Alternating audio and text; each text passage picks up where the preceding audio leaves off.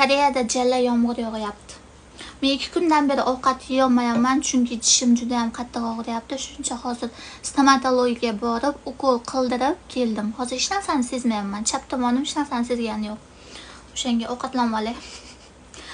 Ukolda ta'siri ketsa, keyin yana og'riydi. Bismillah.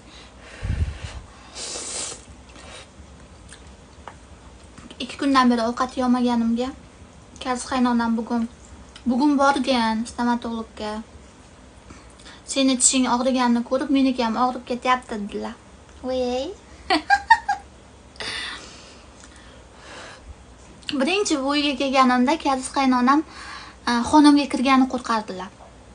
Kirmasdilar-da, taqillatardilar, chiqtirdilar yoki har 2 kunning birida kiyiming bormi yuvgani deb o'zlari so'rab anaqa qilardilar, olib chiqib ketardilar. Hozir uxlab yotgan bo'lsam ham ertalabdan boshlanadi. Xonamga kirib pilisos qilib chiqib ketadilar. Bundan men hech qachon xafa bo'lmaganman, bo'lmayman ham.